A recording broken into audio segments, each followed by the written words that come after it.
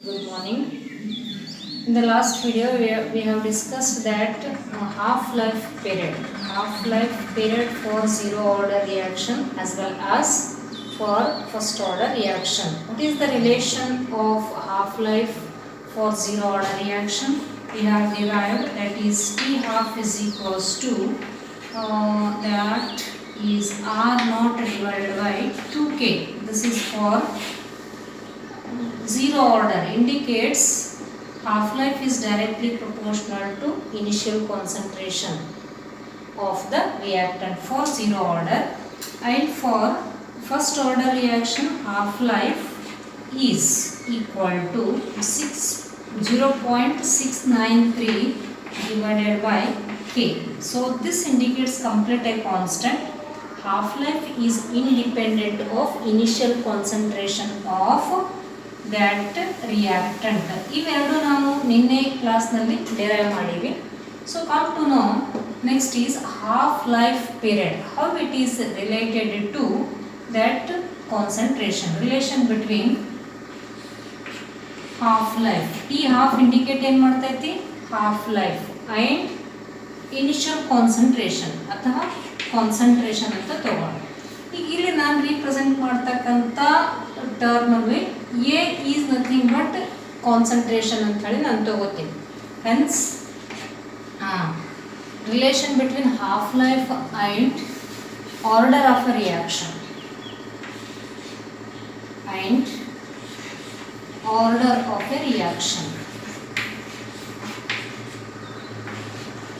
half life and order of a reaction. ಈಗ ಈ relation T half ಅಂತಂದ್ರೆ ಏನು? ಹಾಫ್ ಲೈಫ್ ಪೀರಿಯಡ್ ಅಂತ, ಹೌದಾ? A is nothing but concentration, n is nothing but order ಅಂತ ಕರಿತೀವಿ. How they are related? T half is equals to 1 divided by a raised to n minus 1. So this is the relation of half-life and order of a reaction. Half-life and order of a reaction. ಇದು in general ಆಗಿ ಇರತಕ್ಕಂಥ ಒಂದು term. ಏನಿದನ್ನ half-life, how it is related to order, indicates it is a raised to n minus 1, where a is nothing but initial concentration of any of the reactant. ಇದು ಈಗ ಒಂದು general ಆಗಿ ನಮ್ಗೆ ಗೊತ್ತಾದ್ಮೇಲೆ suppose n equal to ಆರ್ಡರ್ಗಳು ಬೇರೆ ಬೇರೆ ಇರ್ತಾವೆ. 0 ಇರ್ಬೋದು, n equal to 1 ಇರ್ಬೋದು, n ಈಕ್ವಲ್ ಟು 2 ಇರ್ಬೋದು. ಏನಾಗ್ತೈತಿ ಹಾಫ್ ಲೈಫ್ ಪೀರಿಯಡ್ ನಾವಿಲ್ಲಿ ನೋಡೋಣ. T half is proportional to 1 divided by a raised to 0 minus 1 ಅಂದ್ರೆ a raised to minus 1. a raised to minus 1 indicates ಅದನ್ನ ನಾವು t half is directly proportional to a raised to 1 ಆಗಿಬಿಡ್ತೈತಿ. or you can take that is t half is proportional to a ಅಂತ ತಗೋತಿರ್ತೀವಿ, ಹೌದು? ಅಥವಾ a raised to 1 ಅಂತ ತಗೊಳ್ತಿರ್ತೀವಿ. ಅಂದ್ರೆ ಏನು indicate ಮಾಡ್ತೀವಿ ಇಲ್ಲಿ? you can say that T half for zero order reaction, half life period for zero order reaction is always directly proportional to initial concentration. ನಾವು already ಒಂದು ಆಗಲೇ ಡಿರೈವ್ ಮಾಡಿದ್ವಿ relation. T half for zero order reaction is equals to that is R naught divided by 2K. 2K is nothing but a constant, but initial concentration is R naught. ಅಂದ್ರೆ ಇಲ್ಲೂ A ಐತೆ, ಏನಿದನ್ನ initial concentration. T half is directly proportional to initial concentration. ಇದನ್ನು ನಾವು general ಆಗಿ ಏನು ಮಾಡ್ದಂಗ ಅಂತಂದ್ರೆ formula ತಗೊಂಡು ಪ್ರೂವ್ ಮಾಡ್ದಂಗ, ಹೌದಾ? ಸೊ ನಾವು ಯಾವ್ದು ಬೇಕಾದ ಆರ್ಡರ್ಗಳನ್ನು ನಾವು ಕೊಟ್ಟಾಗ ಹಾಫ್ ಲೈಫ್ ಹೆಂಗೆ ರಿಲೇಷನ್ ಹೊಂದಿರ್ತೈತಿ ಅಂತ ಹೇಳಿ ಈಸಿಯಾಗಿ ಈ ಫಾರ್ಮುಲಾದ ತಿಳ್ಕೊಬೋದು. Suppose n equal to 1, that means order is 1, first order ಇತ್ತು ಅಂತಂದ್ರೆ ಅವಾಗ ಏನಾಗ್ತೈತಿ? T half is proportional to 1 divided by a raised to 1 minus 1. 1 minus 1 indicates a raised to 0. a raised to 0 indicates anything raised to 0, that is 1 ಅಂತ ತೋರಿಸ್ಕೊಬೇಕು. Therefore, there is no any initial concentration. Hence, you can say that half-life is independent for initial concentration of first order reaction. ಹೌದಾ? ಅದನ್ನು prove ಮಾಡ್ದಂಗೆ. Suppose second order ಬಂದಿತ್ತು ಅಂತಂದ್ರೆ ಏನಾಗ್ತೈತಿ? Inversely proportional ಆಗ್ತೈತಿ. So let it B. ಇದು ನಮಗೊಂದು relation ಅನ್ನು ಗೊತ್ತಿರಲಿ. ಏನಿದನ್ನ ಹಾಫ್ ಲೈಫ್ ಮತ್ತು ಆರ್ಡರ್ ಆಫ್ ಎ ರಿಯಾಕ್ಷನ್. ಈ ಫಾರ್ಮುಲಾನ ತಗೋತೀವಿ. ಸಪೋಸ್ ಟೂ ಡಿಫರೆಂಟ್ ಕಾನ್ಸಂಟ್ರೇಷನ್ಸ್ ಇದ್ದು ಅಂತಂದ್ರೆ concentration A1 and concentration A2 ಇದ್ದು ಅಂತಂದ್ರೆ ಅವಾಗ ಹಾಫ್ ಲೈಫ್ ಟೈಮ್ ಏನಾಗ್ತೈತಿ ಚೇಂಜ್ ಆಗ್ತೈತಿ. That means T half, I will take this as T1 and at concentration is taken as A1 and next is T half at that symbol is taken as T2 and its initial concentration as A2. Now adana relation na tagondili. That means T1 is proportional to T1 means T half anta 1 divided by A1 raised to n minus 1. ಹೌದಾ? ಆಮೇಲೆ next T2 is proportional to 1 divided by A2 raised to n minus 1 ಅಂತ. ಈಗ suppose ನಾನು ಏನು ತಗೋತೀನಿ ಇಲ್ಲಿ T1 divided by T2 ಎರಡು different half life ಇದೆ. T1 divided by T2 ಅವಾಗ ಏನಾಗ್ತೈತಿ A2 divided by A1 A2 divided by A1 whole raised to n minus 1. Okay, whole raised to n minus 1. So ಇದು half life for two different concentration ಗೆ ಇರತಕ್ಕಂತದ್ದು. ಅಂದ್ರೆ ಏನು indicate ಮಾಡ್ದಂಗೆ ಆಯ್ತು they are inversely proportional to each other. ಯಾವುದು half life for ಒಂದು ತಗೊಂಡಿದ್ರೆ ಅದನ್ನ ಇದರ ಕಾನ್ಸಂಟ್ರೇಷನ್ ಏನಾಗಿರ್ತೈತಿ ಇನ್ವರ್ಸ್ಲಿ ಇರ್ತೈತಿ. ಅಥವಾ ನೀವು ಆರ್ಡರ್ ಸಪೋಸ್ 2 ತೊಗೊಂಡಿದ್ರೆ ಹಾಫ್ ಲೈಫ್ ಏನಾಗ್ಬಿಡ್ತೈತೆ ಅಲ್ಲಿ ಇಟ್ ಈಸ್ ಇನ್ವರ್ಸ್ಲಿ ಪ್ರಪೋರ್ಷನಲ್ ಆಗ್ತೈತಿ. ಅಂದ್ರೆ ಫಸ್ಟ್ ಮತ್ತು 0 ಮಾತ್ರ ಚೇಂಜ್ ರಿಮೈನಿಂಗ್ ನೀವೆಲ್ಲ ತಗೋತಾ ಹೋಗಿ ಅವಾಗ ಹಾಫ್ ಲೈಫ್ ಏನಾಗ್ತೈತಿ inversely proportional to each other. Initial concentration goes on increases, half life decreases. ಇದನ್ನೇ ಮತ್ತೆ ನಾವು ಚೇಂಜ್ ಮಾಡಿಕೊಂಡು ಇನ್ನೊಂದು ಫಾರ್ಮುಲಾ ಬರೀಬಹುದು taking log on both sides. That means log T1 divided by T2 is equals to n minus 1. ಇದನ್ನು ತಗೊಂಡಿರ್ತೀವಲ್ಲ ಇದನ್ನ ಈ ಕಡೆ ಬರ್ತೈತಿ. ಇದನ್ನ ಏನಾಗ್ತೈತಿ log a raised to n minus 1 ಅಂತಂದ್ರೆ n minus 1 into log A2 divided by A1.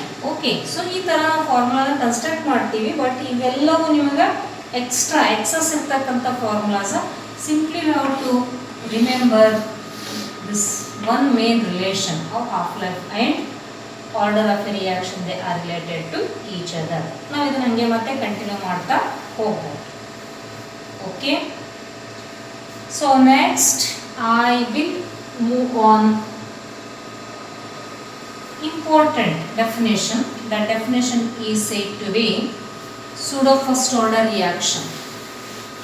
Definition is pseudo first order reaction.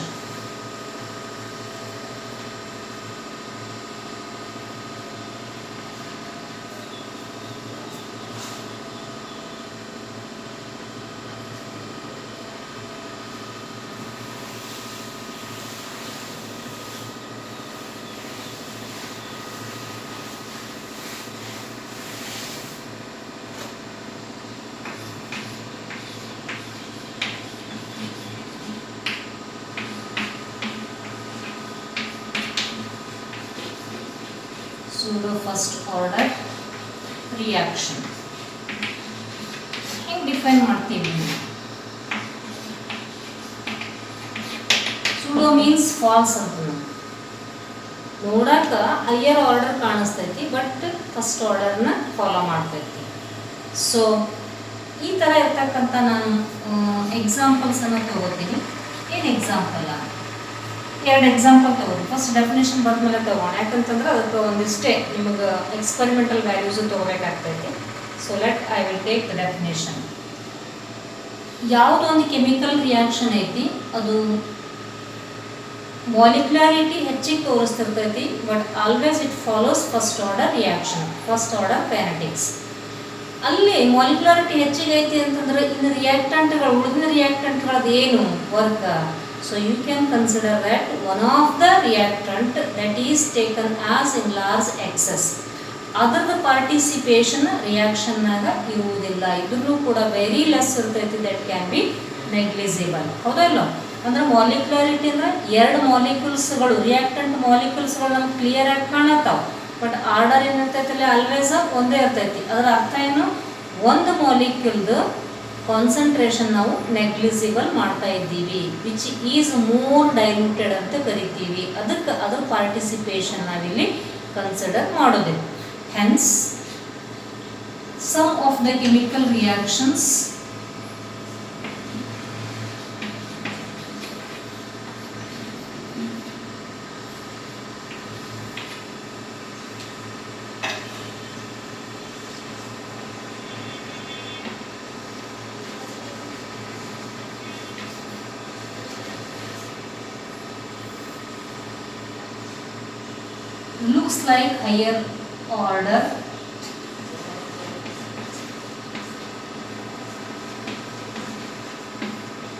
looks like higher order but follows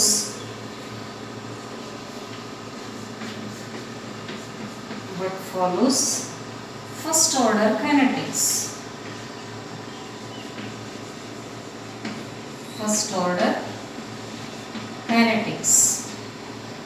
In which one of the reactant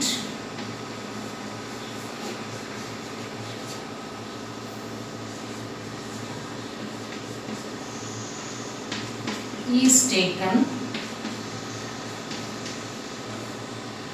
in large excess.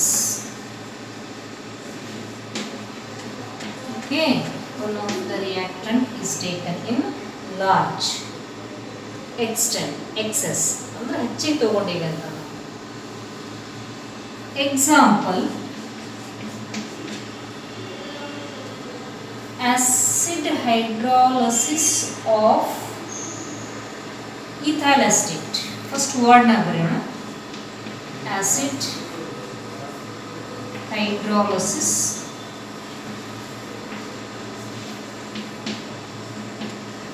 of ethyl acetate. ethyl acetate formula ಏನಂದ್ರೆ acetic acid formula ನಮಗೆ ಗೊತ್ತಿರಲಿಲ್ಲ. ಅದರಾಗಿಂದ ಒಂದು ಎಚ್ನ replace ಮಾಡೋಣ. CS3COOH acetic acid, ಇದರಾಗಿಂದ ಎಚ್ನ ತೆಗೆದುಬಿಡೋಣ.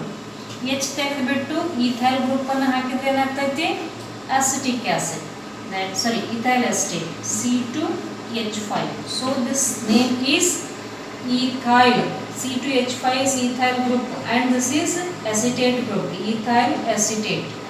Undergoes hydrolysis H2O in presence of acid H plus. In presence of acid H plus, it gives the product as CS3COO. ಇದ್ರಾಗಿಂದು ಒಂದು H ಅನ್ನು ತಗೋತೈತದ, COOH. ಇದ್ರಾಗಿಂದ H plus OH ಸ್ಪ್ಲಿಟ್ ಆದಮೇಲೆ H acetate ion ತಗೋತು, OH ethyl group ಅನ್ನು ತಗೋತೈತೆ. Therefore it is acetic acid and ethyl alcohol. Product is acetic acid and ethyl alcohol. So ಇಲ್ಲಿ ಇದರ ಕಾನ್ಸಂಟ್ರೇಷನ್ ಎಷ್ಟು ತಗೊಂಡಿದ್ದೈತಿ, 0.01 ಮೋಲ್ ಕಾನ್ಸಂಟ್ರೇಷನ್. ಇದರದ 10 ಮೋಲ್ ತಗೊಂಡಿವಿ ನಾವು. ಲಾರ್ಜ್ ಎಕ್ಸಸ್ ಕಂಪೇರ್ ಮಾಡಿದ್ರಲ್ಲ, ಇದು ವೆರಿ ಸ್ಮಾಲ್ ಐತಿ, ಇದು ಭಾಳ ಕ್ವಾಂಟಿಟಿ ಐತಿ. It means more large excess.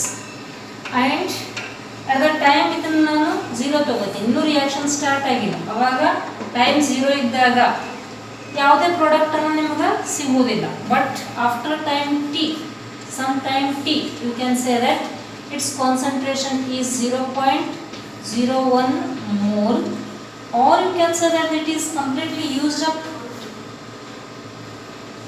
Complete use ಆಗಿರ್ತೈತಿ. ಇದು ಸ್ವಲ್ಪ ಯೂಸ್ ಆಗಿರ್ತೈತಿ, 9.9 ಮೋಲ್ ಹಾಗೆ ಉಳ್ಕೋತೈತಿ ರಿಯಾಕ್ಟೆಂಟ್ನಾಗ. 9.9 ಮೋಲ್ ಉಳ್ಕೋತು ಅಂತಂದ್ರೆ very fraction of water is said to be involved in this chemical reaction. And next is product formed is 0.01 mole, 0.01 mole of both that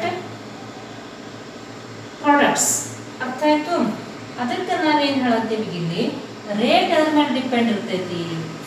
ಯಾವ್ದು reactant complete use ಆಗಿರಲ್ಲ ಅದ್ರ ಮೇಲೆ ರೇಟ್ ಡಿಪೆಂಡ್ ಇರ್ತೈತಿ. Rate is directly proportional to CH3 COO C2H5 and water negligible, that is taken as 0. Therefore it follows 0 plus 1 means 1. First order kinetics. ಆದರೂ ನೋಡ್ಲಿಕ್ಕೆ ಹೆಂಗೈತಿನ ಭಾಳಷ್ಟು molecules ಅದಾವು, 2 molecules ಅದಾವು, ಅದರದ ಆರ್ಡರ್ ಭಾಳ ಇರಬಹುದು ಅಂತ ಅನಿಸ್ತಿರ್ತೈತಿ, ಆದ್ರೆ ಇರೋದಿಲ್ಲ. ಅಂಥ ರಿಯಾಕ್ಷನ್ಸ್ಗಳಿಗೆ ಏನಂತ ಕರಿತೀವಿ? Pseudo first order reaction. Pseudo first order reaction ಅಂತಂದ್ರೇನ ಹೈಯರ್ ಆರ್ಡರ್ ಥರ ಕಾಣಿಸ್ತಾವ, ಬಟ್ ಫಸ್ಟ್ ಆರ್ಡರ್ನ ಫಾಲೋ ಮಾಡ್ತಿರ್ತಾವು. ಯಾಕೆ ಫಾಲೋ ಮಾಡ್ತಾವಂದ್ರೆ one of the reactant is taken in large excess, that concentration is said to be negligible, and which concentration is completely used, so in that rate is depends, hence its order is said to be first order. Okay, so this is a very important 2 marks ನಲ್ಲಿ ಸಾಕಷ್ಟು ಕೇಳ್ತಕ್ಕಂಥ ಒಂದು question. ಅದಕ್ಕೆ ಇದು definition ಮತ್ತು example ಗೊತ್ತಿರಲಿ. One more related example, ಅದನ್ನ inversion of Kane sugar ಅಂತ ಕರಿತೀವಿ.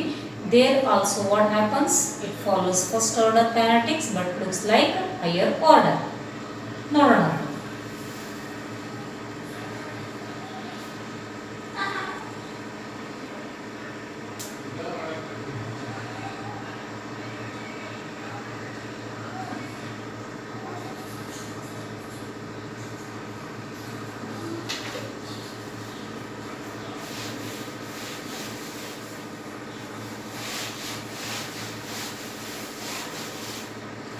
Second example for the same pseudo first order reaction again. Inversion of cane sugar. Inversion of cane sugar.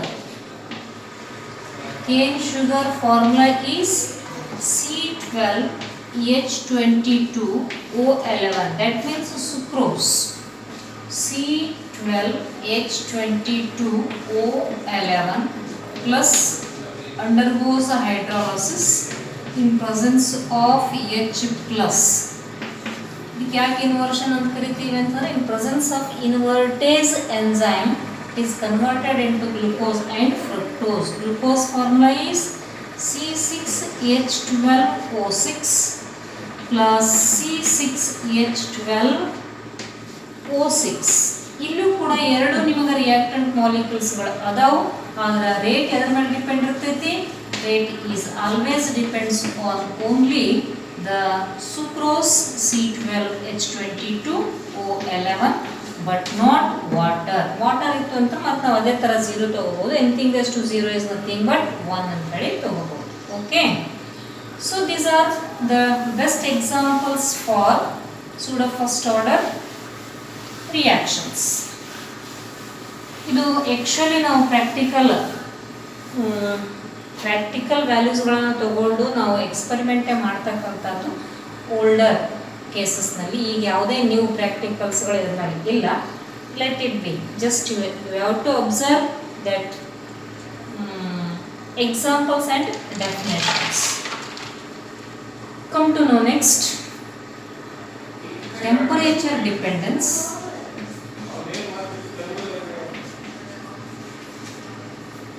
Temperature dependence on rate of a reaction. Rate of a reaction. Okay. ನಮಗೆ ಗೊತ್ತೈತಿ ಏನು ಅರ್ಥ ಅಂತಂದ್ರೆ, ಯಾವುದೇ ಒಂದು chemical reaction ಆಗಬೇಕಿತ್ತು, ಹೆಚ್ಚಿಗೆ ಆಗಬೇಕಿತ್ತು, ಅದರ ಸ್ಪೀಡ್ ಜಾಸ್ತಿ ಆಗಬೇಕಿತ್ತು ಅಂತಂದ್ರೆ ಟೆಂಪರೇಚರ್ ಇಫೆಕ್ಟು ಕೂಡ ಭಾಳಷ್ಟು ಇಂಪಾರ್ಟೆಂಟ್. ಏನಂತಂದ್ರೆ as temperature goes on increases, rate of reaction also increases. ನಾನು ನಿಮಗೆ ಇಲ್ಲಿ ಒಂದು ಬೆಸ್ಟ್ ಎಕ್ಸಾಂಪಲ್ ತಗೋತೀನಿ. ಡಿಕಾಂಪೋಸಿಷನ್ ಆಫ್ N2O5 ಅಂದ್ರೆ ನೈಟ್ರೋಜನ್ ಪೆಂಟಾಕ್ಸೈಡ್. ಇದನ್ನು ಸಪೋಸ್ ನಾನು ಯಾವುದೇ ಒಂದು ಟೆಂಪರೇಚರ್ ಯೂಸ್ ಮಾಡಲಾರ್ದೆ 0 ಡಿಗ್ರಿ ಟೆಂಪರೇಚರ್ದಾಗ ಸಪೋಸ್ ನಾನು ತಗೊಳತ್ತಿದ್ದ ಅಂತಂದ್ರೆ ಇದರ ಡಿಕಾಂಪೋಸ್ ಆಗಲಿಕ್ಕೆ ಎಷ್ಟು ದಿವಸ ಬೇಕು ಅಂತಂದ್ರೆ 10 ದಿವಸ ಬೇಕು. It requires 10 days. ಡಿಕಾಂಪೋಸ್ ಆಗಿ ಏನು ಕೊಡ್ತೈತಿ ನಮಗೆ ಇಲ್ಲಿ? NO2 ಪ್ಲಸ್ ಹಾಫ್ O2 ಹಿಂಗೆ ಪ್ರಾಡಕ್ಟನ್ನು ಕೊಡಲಿಕ್ಕೆ 0 ಟೆಂಪ್ರೇಚರ್ನಾಗ 10 ಡೇಸ್ ಬೇಕು. ಸಪೋಸ್ ಇದರ ಡಿಕಾಂಪೋಸಿಷನ್ ನಾನು 25 ಡಿಗ್ರಿ ಸೆಲ್ಸಿಯಸ್ನಲ್ಲಿ ಯೂಸ್ ಮಾಡಿದ್ರೆ ಅವಾಗ ನಿಮಗೆ ಎಷ್ಟು ಬೇಕು ಇಲ್ಲಿ ಅಂತಂದ್ರೆ 12 ಅವರ್ಸ್ ಬೇಕು. ಟೈಮ್ ಎಷ್ಟು ಬೇಕು? 12 hours. Suppose I will use the same one as at 50 degrees Celsius. At 50 degrees Celsius, it is needed only within half an hour. ಅದರಲ್ಲಿ ಏನಾಗ್ತೈತೆ ರಿಯಾಕ್ಷನ್ ಕಂಪ್ಲೀಟ್ ಆಗ್ತದೆ. Indicates temperature goes on increases, rate of a reaction also increases. ಅದಕ್ಕೆ ಪ್ರತಿಯೊಂದು chemical ರಿಯಾಕ್ಷನಲ್ಲಿ temperature ಹೆಂಗೆ depend ಇರ್ತೈತಿ ಅಂತಕ್ಕಂಥದ್ದು ನಾವೀಗ ಇಲ್ಲಿ discuss ಮಾಡಬೇಕಾಗಿ. ಗೊತ್ತಾಯ್ತು? ಒಂದು ಯಾವುದೇ ಕೆಮಿಕಲ್ ರಿಯಾಕ್ಷನ್ ನಡಿಬೇಕಿತ್ತು ಅಂದ್ರೆ temperature goes on increases and time taken is said to be less and product or that reaction carried is said to be quick or faster. Indicates temperature is the one of the influencing factor for rate of a reaction. Okay, so ಇದನ್ನ complete ಆಗಿ discuss ಮಾಡಿ ಅರೇನಿಯಸ್ ಅಂತಕ್ಕಂಥ scientist ನಮಗೆ ಒಂದು equation ಕೊಡ್ತಾನೆ. That equation is known as ಅರೇನಿಯಸ್ equation. Equation is known as ಅರೇನಿಯಸ್ equation. So ಅರೇನಿಯಸ್ equation ಅಂದರೆ ಯಾವುದೈತಿ? ನಿಮ್ಗೆ 1 ಮಾರ್ಕ್ಸ್ನಲ್ಲಿ ಕೇಳ್ತಿರ್ತಾರೆ ಅರೇನಿಯಸ್ equation ಅಂದರೆ ಯಾವುದು? K is equals to A into e raised to minus EA divided by RT. ಅರೇನಿಯಸ್ equation ಅಂದರೆ ಯಾವುದು? K is equals to A into e raised to minus EA divided by RT. ಇದರಾಗಿದ್ದೆಲ್ಲ terms first ಗೊತ್ತಾಗಲ್ಲ. K ಅಂದ್ರೆ ಏನು? Rate constant. K ಅಂದ್ರೆ rate constant. A ಅಂದ್ರೆ ಏನು? Arrhenius factor. Arrhenius factor or frequency factor. ಅದಕ್ಕೆ ಇನ್ನೊಂದು ಹೆಸರು ಏನಂತ ಕರಿಬೋದು? Frequency factor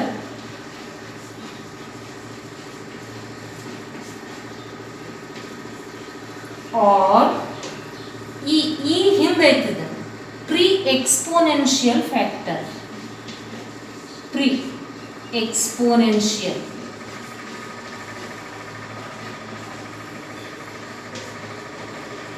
pre-exponential factor.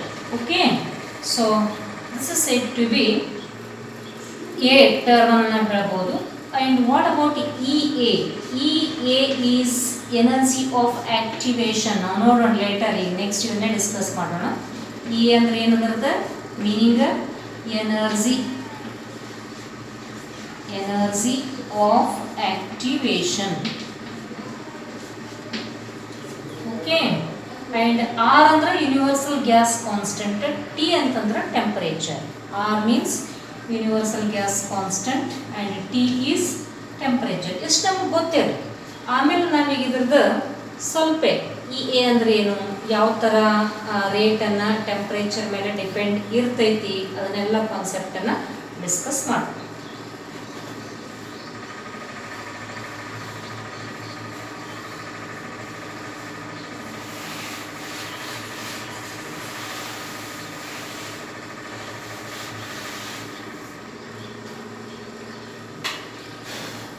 Consider a reaction between hydrogen and iodine. It is giving 2HI. ಹೌದಾ? ಇದನ್ನು ನಾನು ಸ್ವಲ್ಪ ಏನು ಮಾಡ್ತೀನಿ ಅಂತಂದ್ರೆ ಬಿಡಿಸಿ ಬರೀತೀನಿ. ಹೈಡ್ರೋಜನ್ ಐತಿ ಅಂತಂದ್ರೆ ಹೈಡ್ರೋಜನ್ ನಡುವೆ ಬಾಂಡ್ ಅದಾವಲ್ಲ, hydrogen is having bond with hydrogen plus iodine is having bond with iodine. Okay, now this indicates slowly breaking of hydrogen bonds, making hydrogen iodide bonds that I will represent here. So this is making a bonds of hydrogen and iodine, breaking a bonds of hydrogen and hydrogen, making a bonds of hydrogen and hydrogen and breaking a bonds of iodine and iodine. ಈ state ಏನೈತಲ್ಲ, ಈ stating ನಾನು ಏನಂತ ಕರಿತೀನಿ ಅಂತಂದ್ರೆ this is completely known as intermediate state activated complex. This is known as activated complex. ಯಾವಾಗ ರಿಯಾಕ್ಷನ್ನಾಗ ರಿಯಾಕ್ಟೆಂಟ್ಸ್ಗಳು ಈ ಸ್ಟೇಜಿಗೆ ಬಂದು ಅಂತಂದ್ರೆ ರಿಯಾಕ್ಷನ್ನ ಇನ್ನು ಮುಂದೆ ಕಂಪ್ಲೀಟ್ ಆಗ್ತೈತಿ ಅಂತ ಹೇಳ್ಬೋದು. ಸಪೋಸ್ ಈ ಸ್ಟೇಜಿಗೆ ಬಂದಿಲ್ಲ ಅಂತಂದ್ರೆ that reaction can not be takes place. Okay, so any reaction they acquire activated complex. So this is said to be highly unstable state, intermediate state. ಮೂರು ಹೇಳ್ಬೋದು ಇಲ್ಲಿ, activated complex, ಆಮೇಲೆ intermediate state ಅಥವಾ unstable state. ಈ ಸ್ಟೇಟಿಗೆ ಬಂದಮೇಲೆ sudden ಅಂತ ಏನಾಗ್ತೈತಿ ಅಂತಂದ್ರೆ they are converted into the respective product. That product is taken as 2HI. Okay, so this is 2HI. I will represent this by using a graph. That graph is taken as, this is energy and reaction coordinate.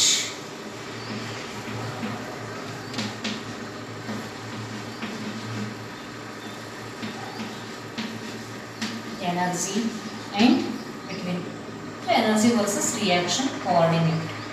I will take, this is reactant A, giving product B, and this state is known as transition state or activated complex activation state. And here what happens, ಈ ಒಂದು reaction ಅಲ್ಲಿ ರಿಯಾಕ್ಟೆಂಟ್ಗಳೇನದಾವು H2 plus I2 ಅದಾವ, product ಏನೈತಿ 2HI ಐತಿ.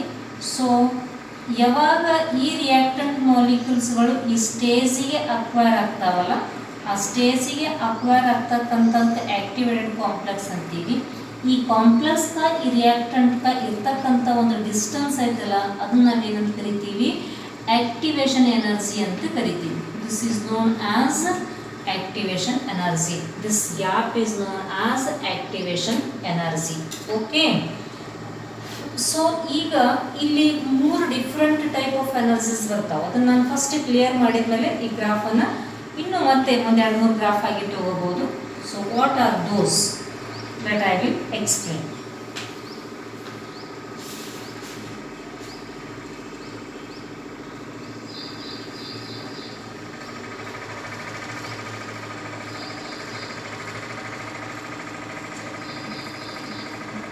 Product form ಆಗಿರ್ತೈತಲ್ಲ, ಈ ಗ್ಯಾಪಿಗೆ ಏನಂತ ತಗೋತೀವಿ ನಾವು. So this is known as some amount of heat is released or absorbed. It depends on the reaction. This is known as delta H. And this distance, ಇದಕ್ಕೆ ಏನು ತೊಗೊಂಡಿವಲ್ಲ ನಾವು, ಹೊರಗೆ ರೀಪ್ರೆಸೆಂಟ್ ಮಾಡ್ಬೋದು ಅಥವಾ ಒಳಗೆ ರೀಪ್ರೆಸೆಂಟ್ ಮಾಡ್ಬೋದು. This is known as energy of activation.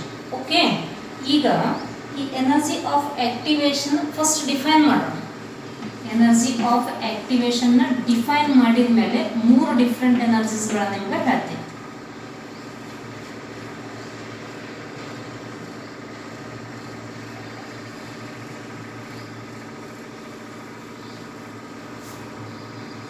The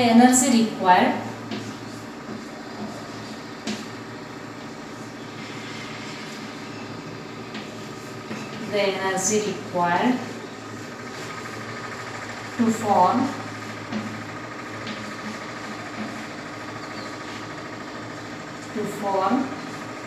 energy required to form intermediate complex ಅಥವಾ activated complex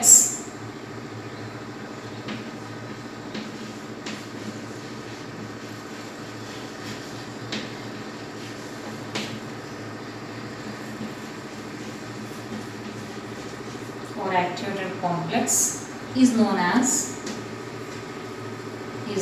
as activation energy. ಹೌದಾ?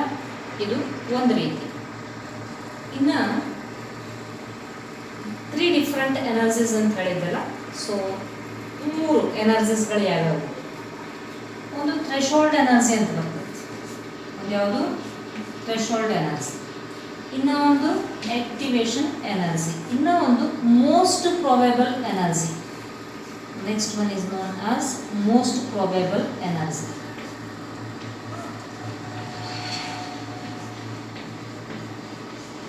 Okay, most probable energy.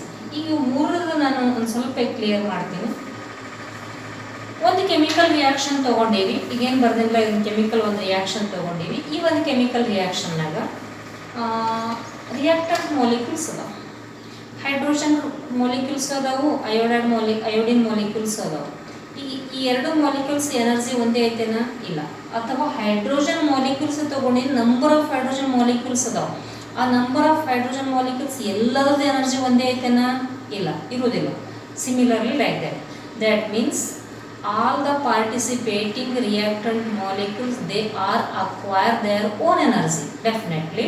So ಈ ಥರ ಇರ್ತಕ್ಕಂಥ ಕೆಲವೊಂದು ರಿಯಾಕ್ಟೆಂಟ್ ಮಾಲಿಕ್ಯೂಲ್ಸ್ಗಳಲ್ಲಿ ಕೆಲವೊಂದು ಭಾಳ ಎನರ್ಜಿನ ಹೊಂದಿದ್ವು ಅಂತಂದ್ರೆ ಜಲ್ದಿ ಆಕ್ಟಿವೇಟರ್ ಕಾಂಪ್ಲೆಕ್ಸಿಗೆ ಬರ್ತಾವೆ.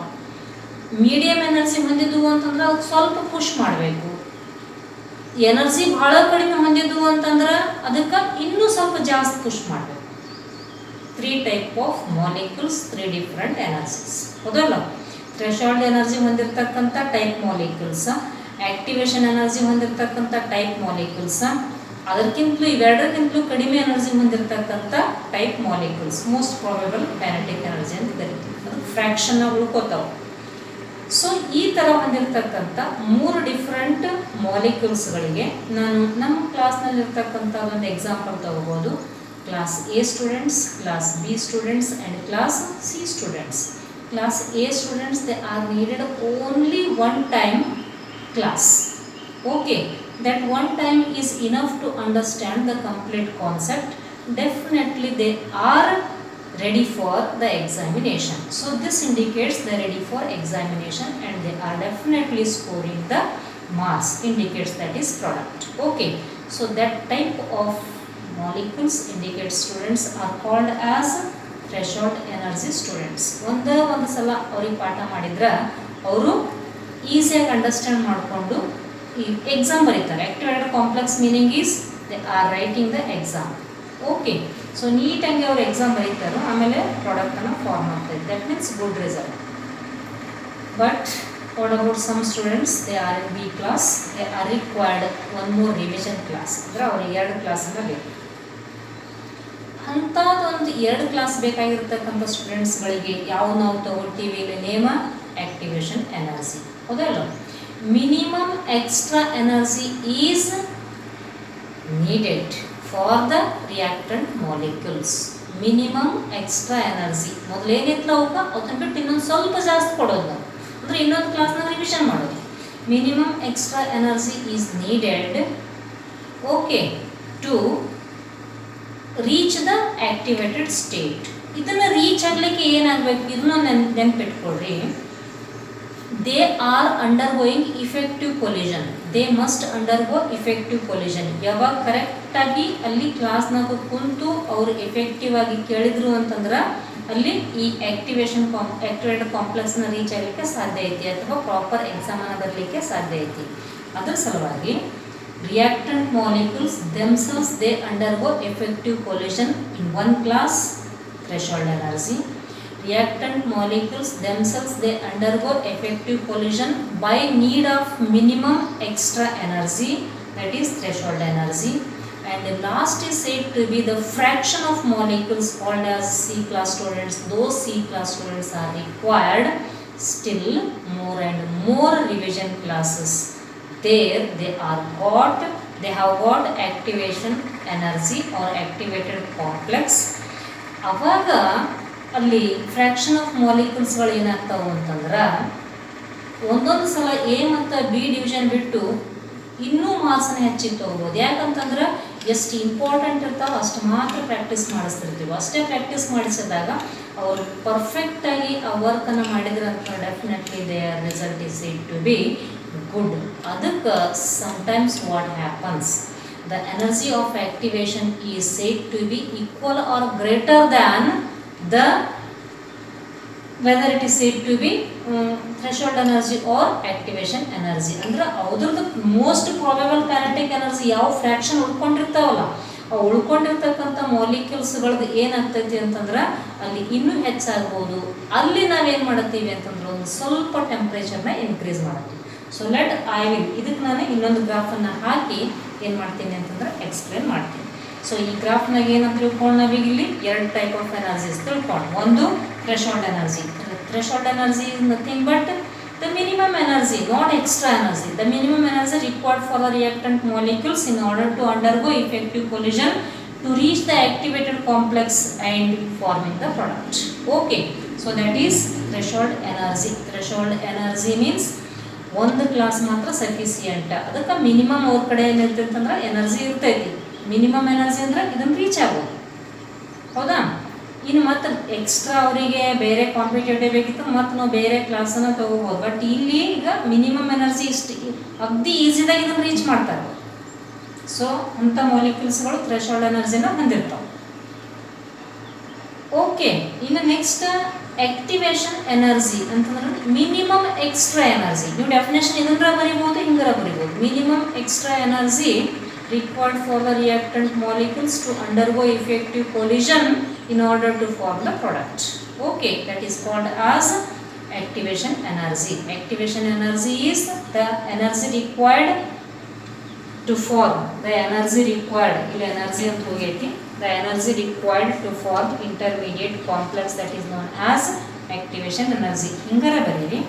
ಅಥವಾ the minimum excess energy, minimum extra energy possessed by the reactant molecule or required by the reactant molecule in order to undergo effective collision to form activated complex known as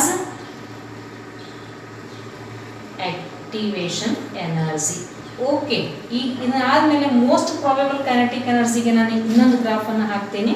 ಈ definition threshold ಮತ್ತು activation energy ನೀವೇ ಬರೀರಿ, ನೀಟಾಗಿ ಅದನ್ನು explain ಮಾಡಿದ್ದೇನೆ.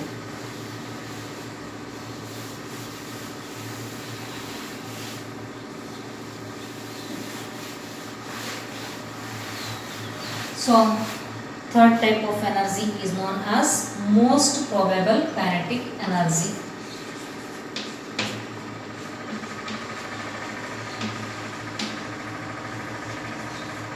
Most probable kinetic energy. Fraction of molecules ulkondidu. Very few molecules are remaining in the reaction mixture. I will take a graph. So that graph is like that. This indicates most probable kinetic energy. ಈ position ಬಂದಾಗ ಕೆಲವೊಂದು reactant molecules product form ಮಾಡಬಹುದು, ಕೆಲವೊಂದು ಮಾಡಲಾರ್ದೆ ಹೊಳ್ಳಿ ಬರ್ಬೋದು. ಅಂದ್ರೆ many of the students they are getting the good result or they may fail. So ಇದನ್ನು ನಾವೇನಂತೀವಿ, ಅದನ್ನು ಇರಬಹುದು ಅಥವಾ ಇರಲಿಕ್ಕಿಲ್ಲ. That is most probable, not a fixed. Most probable means it is not a fixed. Some students may pass or some students may fail. So like that. But what happens the temperature? In this case, most probable kinetic energy. ಇದನ್ನೇ ನಾನು ಗ್ರಾಫನ್ನು ಇಲ್ಲೇ ಬರೀತೀನಿ. Fraction of molecules. Fraction of molecules. I will take symbol as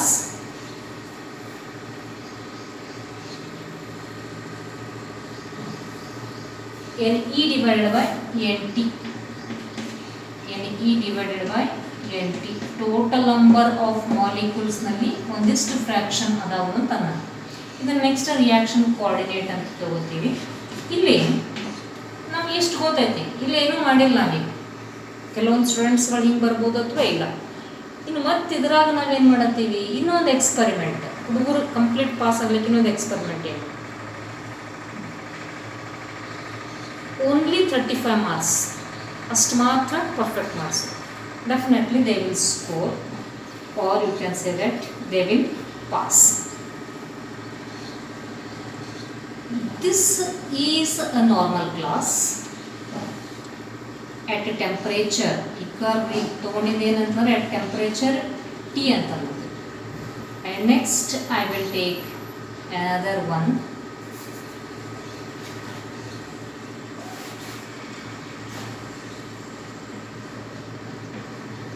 That another curve is like this.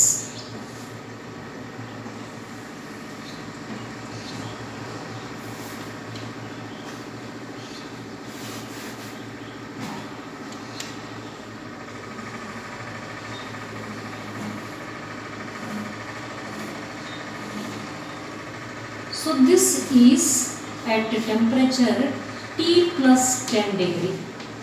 ಮೊದಲೇನು temperature ಇತ್ತಲ್ಲ ಅದಕ್ಕೆ 10 degree ಕೂಡಿಸಿ. ಆವಾಗ ಈ reaction path ನೋಡ್ರಿ ಹಿಂಗೆ ಸಾವಕಾಶ ತೊಗೊಳತ್ತೈತಿ. ಈ ರಿಯಾಕ್ಷನ್ ಪಾತ್ ನೋಡ್ರಿ ಈಸಿಯಾಗಿ ತೊಗೊಳತ್ತೈತಿ. ತೊಗೊಂಡ್ಮೇಲೆ ನೀವು ಇಲ್ಲೊಂದು ಸ್ವಲ್ಪ ಬರ್ರಿ, ಇವುಗಳದ್ದು ಆ್ಯಕ್ಟಿವೇಶನ್ ಎನರ್ಜಿ, ಇದನ್ನೇನು ಪಾಯಿಂಟ್ ತೊಗೋತೀವಿ, ಆ್ಯಕ್ಟಿವೇಶನ್ ಎನರ್ಜಿ ಅಂತ ತೊಗೋತೀವಿ. ಇದೇನು ತೊಗೋತೈತಿ, ಪ್ರಾಡಕ್ಟನ್ನು ತೊಗೊಳ್ತೈತಿ. ಒಂದೇ ಕರ್ವಿನ ಪ್ರಾಡಕ್ಟ್ ಏನೈತಿ ಭಾಳ ಕಡಿಮೆ ಐತಿ.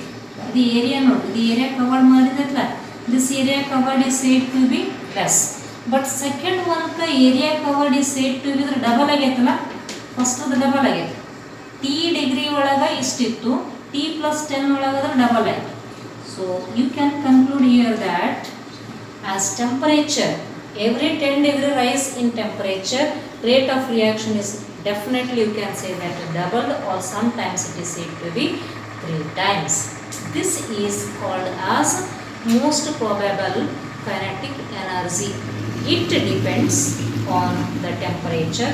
As temperature goes on increases, rate of reaction also increases. ಅನ್ಲಿಕ್ಕೆ ನಾವು ಇದನ್ನು ತಗೋತಿರ್ತೀವಿ.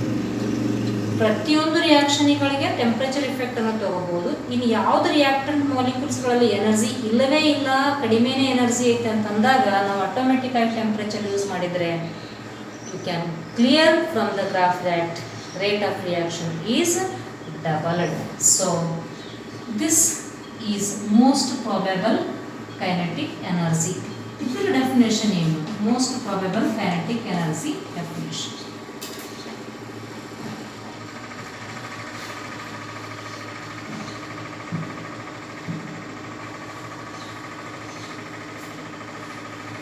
Kinetic energy of ಮ್ಯಾಕ್ಸಿಮಮ್ ಏನು ಉಳ್ಕೊಂಡಾವಲ್ಲ ಸಿ ಕ್ಲಾಸ್ನ ಹುಡುಗರು ಎಲ್ಲರದು ಅಂತ maximum kinetic energy of maximum fraction of molecules, fraction of molecules. Okay, they are reaching the activated state as temperature is raised. You can say that the rate of reaction is said to be doubled. ಹೀಗಿರ್ತಕ್ಕಂಥದ್ದಕ್ಕೆ ನಾವು ಒಂದು definition ಕರಿತೀವಿ, that is known as temperature coefficient. Temperature coefficient ಇದನ್ನೇನು most probable kinetic energy. ಇದಕ್ಕೆ ಅರ್ಥ ಏನಂತಂದ್ರೆ ಯಾವುದು ಉಳ್ಕೊಂಡವಲ್ಲ fraction of molecules ಅವುಗಳದ maximum kinetic energy. Maximum kinetic energy ಒಂದೇ ಐತೆ ಅಂದ್ರೆ definitely they are reaching the activated complex and giving the product. Temperature coefficient.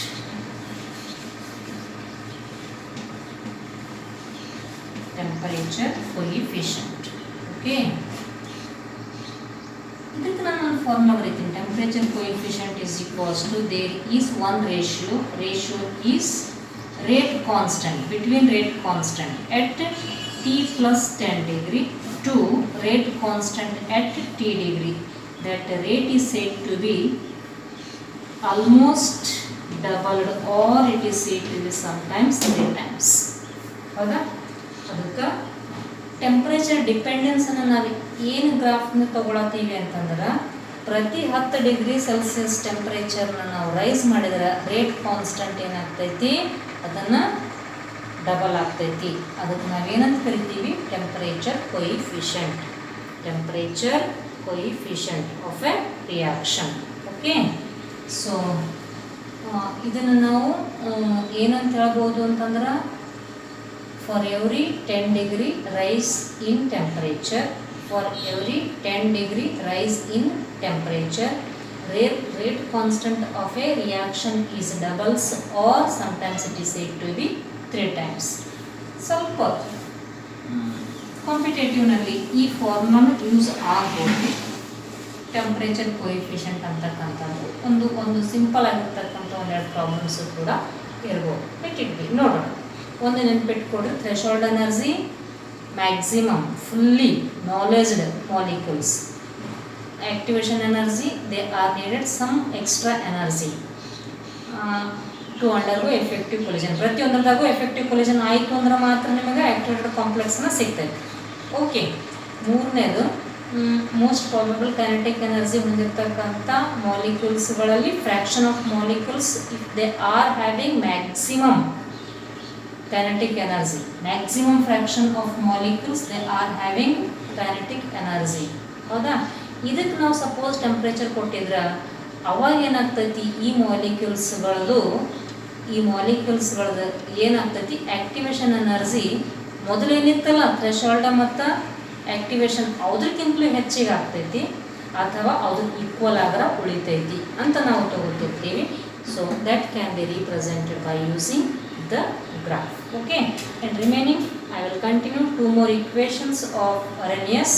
ಅವು ಏನು ಬರ್ತಾವು, ಆಮೇಲೆ ಅದು ಆದಮೇಲೆ ಒಂದಿಷ್ಟು ಕೊಲ್ಯೂಷನ್ ಥಿಯರಿ ಮೇಲೆ ಫ್ರೀಕ್ವೆನ್ಸಿ, ಆಮೇಲೆ ಈ ಥರ ಇರ್ತಕ್ಕಂಥ ಡೆಫಿನೇಷನ್ಸ್ ಅದಾವು. ಮೇ ಬಿ ಅವ್ನು ರೆಡಿ